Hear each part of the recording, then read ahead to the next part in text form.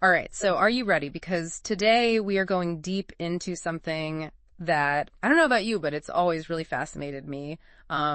Manifesting wealth Okay. through the law of attraction. Interesting. That whole attracts concept, but applying it to money. Right. The source material we're using for this deep dive is manifesting wealth through the law of attraction. Now, I'll be honest. Yeah. It leans a bit towards the self-help side, but we're going to sift through it together and see what's worth pondering. I'm always up for a good mental exploration. Right. Especially when it comes to such a popular concept. Exactly. So this law of attraction thing, it claims that our thoughts, beliefs, even our emotions can actually shape our financial reality, for real. Mm-hmm. This source even brings up Jim Carrey's story as an example. Remember how he wrote himself a $10 million check? I do. Before he made it big, he visualized his success long before it happened. Right. What do you make of that? Is it just a coincidence, or could there be a real connection? It's definitely a compelling story. Yeah. And it taps into something really interesting about how our minds work. Okay. Even if we don't buy into the quote-unquote magic aspect of it. Yeah. There's a psychological component at play here. Okay. Focusing intensely on a goal like Jim Carrey did can absolutely impact your behavior. Okay, so how does that work? Is it like a self-fulfilling prophecy where if you believe you'll be wealthy, you're more likely to make choices that lead to wealth? It's similar to that. Think about it this way. Okay. If you're constantly thinking about financial success, Yeah. you're more likely to be on the lookout for opportunities, more willing to take calculated risks, Right. and maybe even more motivated to put in the work. So it's not just about wishful thinking, it's about aligning your actions with those goals. This source is big on that, calling it inspired action. Exactly. And that's where the practical rubber meets the road. Yeah. The source lays out some concrete steps, which, interestingly enough, Okay. align with a lot of psychological principles. Oh, interesting. It talks about clarifying your goals using positive affirmations. Right, practicing visualization and cultivating gratitude. Those all sound pretty straightforward, but are we just talking about basic goal setting here, or is there a special manifesting twist to these techniques? There are definitely nuances to how these are applied in the context of manifesting. Gotcha. For example, with affirmations, it's not just about repeating positive phrases. Right. It's about truly internalizing those beliefs. Can you give us an example?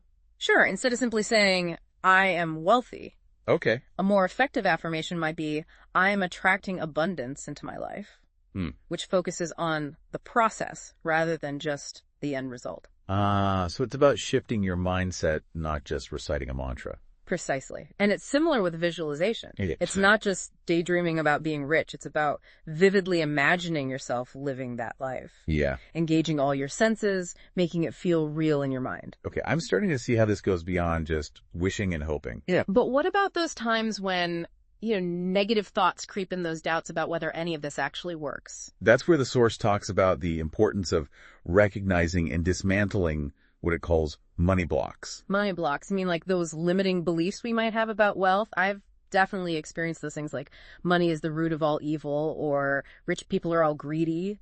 Exactly. Yeah. These beliefs can be deeply ingrained, often stemming from childhood experiences, societal messages, or past financial setbacks. Right. They create an invisible barrier between us and our financial goals, even if we're not consciously aware of them. It's interesting how the source connects these psychological barriers to the concept of manifesting, but how do you actually identify and overcome these money blocks? Is it just a matter of positive thinking? Positive thinking can help, but it's often not enough. It requires digging deeper, exploring the roots of those beliefs. Journaling can be a powerful tool for this. Oh, yeah? Allowing you to uncover the patterns and triggers behind your negative money thoughts. So it's about becoming aware of those subconscious scripts that are running in the background and then consciously rewriting them. Exactly. That makes a lot of sense. But what if those beliefs stem from real experiences, like growing up in poverty or witnessing financial hardship? Right. How do you overcome those deeply rooted beliefs? That's where it can be helpful to reframe those experiences. Okay. Instead of seeing them as evidence that wealth is unattainable, you can choose to view them as lessons that have given you resilience and a unique perspective. Yeah. It's about shifting your narrative from one of scarcity to one of potential. It's almost like turning those negative experiences into fuel for your journey towards abundance. Exactly. And that ties back to the concept of inspired action. Okay. It's not just about changing your thoughts. It's about using those thoughts to motivate you to take action that aligns with your goals. This whole concept of money blocks is really making me think, Have you ever encountered any money blocks in your own life? Oh, absolutely. Everyone has them to some degree. I used to struggle with the belief that money was somehow dirty or that pursuing wealth was selfish. Wow. It took a lot of self-reflection and mindset work to shift that perspective. So even experts in this field have to grapple with these things. Oh, for sure. That's actually quite reassuring. Yeah. It makes me feel less alone in my own struggles. It's a universal human experience. Right. But the good news is, once you become aware of those blocks, you can start to dismantle them. It's like you said earlier, it's about rewriting those subconscious scripts. Yeah. And that brings us back to those techniques we discussed: positive affirmations, visualization, and gratitude. It seems like they all play a role in rewiring our beliefs about money. Exactly. It's about creating a new mental landscape that supports your financial goals. This is fascinating stuff. I feel like we're just scratching the surface here, though. We are. What are some of the other key insights from this source material? Well, one that really stood out to me is the emphasis on the importance of gratitude, even when you're striving for more. It might seem counterintuitive. Yeah. But the source argues that appreciating what you already have can actually attract more abundance. So instead of focusing on what you lack, you're shifting your focus to what you already have. How does that work? Does it somehow trick the universe into giving you more? I don't think it's about tricking the universe. Right. It's more about aligning your internal state with what you want to attract. Okay. When you're in a state of gratitude, you're essentially vibrating at a frequency of abundance. Right. And according to the law of attraction, attracts. So it's not just about feeling good, it's about creating an energetic alignment with your desires. I'm curious though, how does this play out in real life? Are there specific techniques for cultivating gratitude? Definitely one simple but powerful practice is keeping a gratitude journal. Okay. Each day, write down 3 things you're grateful for, no matter how small. Yeah. It could be a warm cup of coffee, a friendly interaction, or a beautiful sunset. The key is to really focus on the feeling of gratitude as you write. I can see how that could shift your perspective over time. It can also help to rewire your brain to focus on the positive aspects of your life rather than dwelling on what's missing. This whole concept of gratitude is making me rethink my own approach. I tend to get so caught up in striving for what I want that I forget to appreciate what I already have. That's a common experience. Yeah. But remember, the journey to abundance is just as important as the destination. Right. And gratitude can make that journey a lot more enjoyable. Well said. Okay, we've covered a lot of ground here, from the basic principles of the law of attraction to the importance of dismantling money blocks and cultivating gratitude. We have. But there's still so much more to explore. Absolutely. You know what? This conversation has already sparked so many new thoughts and questions for me. I'm excited to dive deeper into this topic and see where it leads us. Me too. It really is a fascinating journey. And remember, even if we don't subscribe to every aspect of the law of attraction, Right. there's a lot to be said for exploring the power of our thoughts and beliefs and how they might be influencing our financial reality. You know, it's funny you say that. I've been thinking about times in my own life when I was laser focused on a goal and things just seemed to fall into place. It felt almost magical at the time. Do you think there was something more at play, or were those just happy coincidences? It's impossible to say for sure. But I think it goes back to what we were talking about earlier. Right. When you're clear about your goals and you believe in your ability to achieve them, you become more attuned to opportunities that might have otherwise passed you by. It's like you're putting out a signal to the universe and the universe is responding in kind. I love that analogy. It's like tuning your internal radio to the frequency of abundance. Right. But it's not just about sitting around waiting for those opportunities to appear, right? This source emphasizes taking inspired action. What exactly does that mean? It means taking action that's aligned with your goals and fueled by a genuine belief in your ability to achieve them. It's about being proactive, not passive. So it's a combination of mindset and action. You're not just wishing for wealth, you're taking steps to make it happen, but with this underlying belief that it's actually possible. Exactly, and that's where the real magic happens, in my opinion. It's the synergy of a positive mindset, aligned action, and a willingness to trust the process. Speaking of trusting the process, this source also talks about the importance of dealing with setbacks and challenges. Let's be honest, it's not always easy to stay positive and focused, especially when you're facing financial difficulties. How do you suggest people navigate those moments of doubt or negativity? It's important to acknowledge that those feelings are completely normal. We're all human, and we all experience setbacks. The key is to not let those temporary roadblocks define your journey. Easier said than done, right? What are some practical tips for staying on track when those negative thoughts start creeping in? Well, the source emphasizes the power of positive affirmations, which can be a really effective tool for reprogramming your subconscious mind. Yeah. It's about consciously choosing to focus on thoughts that empower you rather than limit you. So instead of dwelling on thoughts like, I can't afford this, or I'll never be rich, you're replacing them with affirmations like, I am worthy of financial abundance, or money flows to me easily and effortlessly. Exactly. It's about shifting your internal dialogue to one that supports your goals and reinforces your belief in yourself. And it's not just about words, it's about the feeling behind those words. Right, it's about embodying that belief. What about visualization? The source talks about that as well. How does that fit into the picture? Visualization is another powerful technique for manifesting your desires. Okay. It's about creating a vivid mental image of yourself, living the life you want to achieve, including financial abundance. But it's not just about daydreaming. It's about intentional and focused imagination. So it's about engaging all your senses, making it feel as real as possible in your mind. Exactly. The more detail you can add to that vision, the more real and tangible it becomes, which can then translate into more inspired action in your daily life. Okay, so we've talked about positive affirmations, visualization, and gratitude. Are there any other tools or techniques from the source that you found particularly helpful? One thing that stood out to me was the emphasis on recognizing and releasing limiting beliefs. The source calls these money blocks, and we touched on this earlier. Right. These are those deeply ingrained beliefs about money that can sabotage our financial success, Yeah. often operating below our conscious awareness. You're right. We did talk about money blocks, but it feels like such a crucial part of this process. Could you elaborate a bit more on how to identify and overcome them? Of course, it often starts with some introspection and self-awareness. Okay.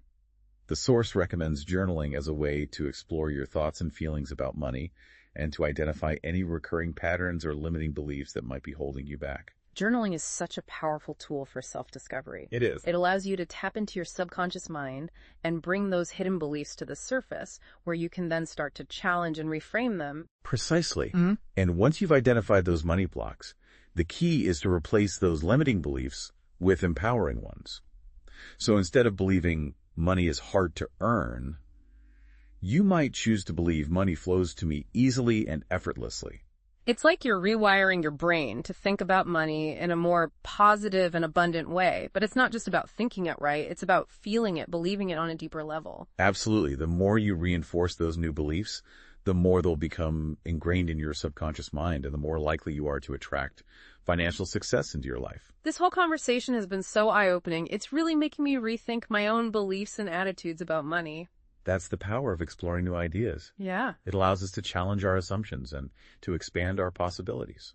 I'm definitely feeling inspired to start putting some of these principles into practice. How about you? Absolutely.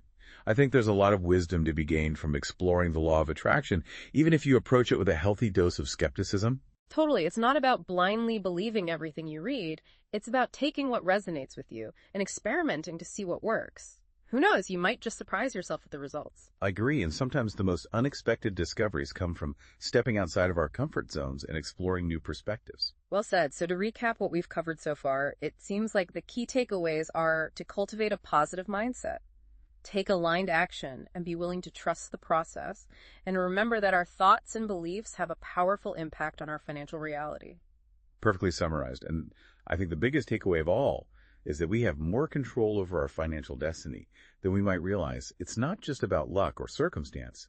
It's about making conscious choices that align with our goals and beliefs. So true. It's empowering to realize that we have the ability to shape our own financial futures. But I imagine it takes consistent effort and dedication to maintain that positive mindset and keep taking inspired action, especially when life throws curveballs our way. You're absolutely right. It's an ongoing process, not a one-time fix. But the more we practice these principles, the more they become ingrained in our habits and behaviors. So it's like building a muscle. The more you work it, the stronger it gets. And just like with physical fitness, there will be days when you don't feel like working out, but you do it anyway because you know it's good for you in the long run. Exactly. And just like with physical fitness, you don't expect to see results overnight.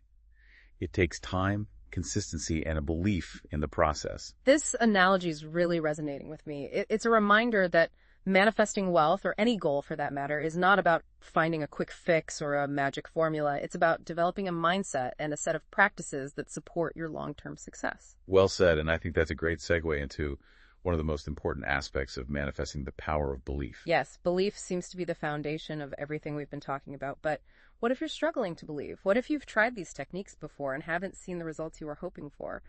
How do you cultivate that unwavering belief in yourself and the process? That's a great question, and it's something that a lot of people struggle with, especially if they've been conditioned to believe that wealth is out of reach or that they're not deserving of abundance. So how do you shift those deeply ingrained beliefs? Is it simply a matter of positive affirmations and visualizations? Those techniques can definitely help, Mm-hmm. but sometimes it requires digging deeper and addressing the root causes of those limiting beliefs. Can you give us an example? What are some common root causes of money blocks? One common root cause is childhood conditioning. If you grew up in a household where money was scarce or associated with stress and anxiety, you may have unconsciously adopted those beliefs as your own. So it's like those early experiences create a blueprint for how we view money, even if we're not consciously aware of it. Exactly, and those beliefs can continue to influence our financial decisions and behaviors throughout our life unless we take the time to identify and reprogram them. So how do we go about reprogramming those beliefs? Is it possible to completely rewrite those early childhood scripts? It's definitely possible, but it takes effort and commitment. It's like learning a new language. It takes time, practice, and patience. I like that analogy. So what are some specific steps we can take to start rewiring those subconscious beliefs about money? One powerful technique is to identify the specific beliefs that are holding you back. This could involve journaling therapy or simply taking some time for quiet reflection. Once you've identified those beliefs, what's the next step? The next step is to challenge those beliefs. Ask yourself, is this belief really true? Where did this belief come from? Is it serving me or limiting me? It's like putting those beliefs on trial and seeing if they hold up under scrutiny. Exactly. And once you've challenged those beliefs, you can start to replace them with more empowering ones. So instead of believing money is the root of all evil, you might choose to believe money is a tool that can be used for good. Precisely. Yeah. And the more you reinforce those new beliefs, the more they'll become ingrained in your subconscious mind, and the more likely you are to attract financial abundance into your life. This whole process of identifying, challenging, and replacing limiting beliefs sounds incredibly powerful, but I imagine it's not always easy. What are some tips for staying motivated and committed to this inner work? One tip is to focus on the benefits of changing your beliefs. How will your life be different if you believe in your ability to create wealth? What will you be able to do if given an experience that you can't right now?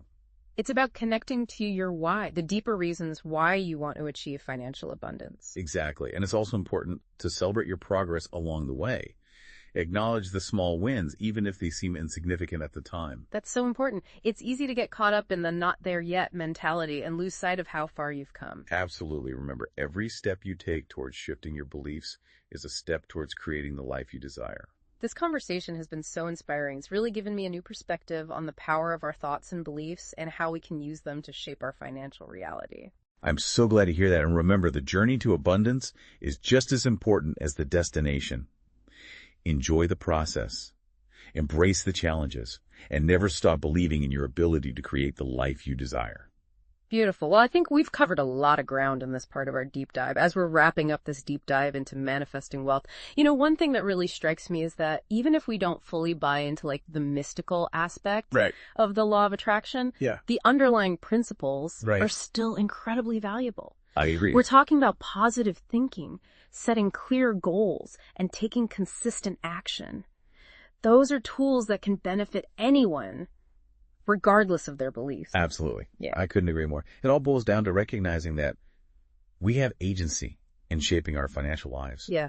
It's not just about luck or fate. Right. It's about making conscious choices that align with our desires and beliefs. It's empowering, isn't it? To think that we have more control over our financial destinies than we might realize. But it also raises an interesting question. Even if there's not some cosmic guarantee, could consciously shifting our thoughts and beliefs about money actually have a tangible impact on our financial well-being? That's a question worth pondering for sure.